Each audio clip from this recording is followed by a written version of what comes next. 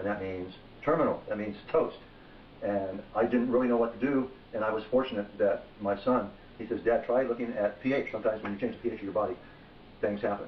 And so what I did, I made up a baking soda molasses water solution. And I'm going to show you how I did that.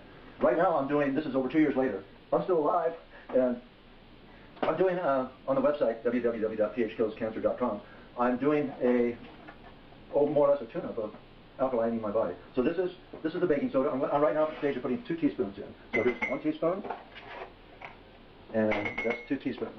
I'm going to add a teaspoon of molasses. Now that's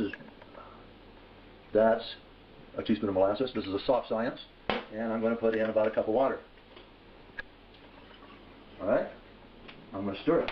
Now this is what I did during my whole protocol that you'll see on the website. And then I would drink this. You see it going all over the floor, Mark? Mark's going to clean up when I get done. No, I'll clean up. What I would do, and then I would go ahead and drink that.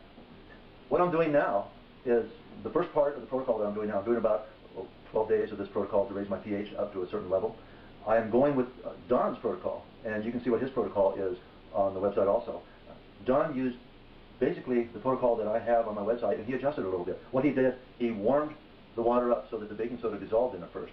But tell you, this worked for me. I'm very happy. Let's go ahead. I'm going to set this to the side right now, and then I'm going to do the baking soda in the pan and in the water. So first I'll put on Mr. Stove.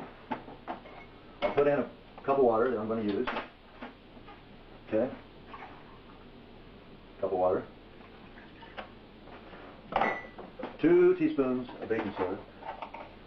You know, baking soda is really not that expensive, and I know it's a lot less expensive than what other people. You can see it there, Mark. Can you take a look how it's sitting there? Now watch how quick that dissolves.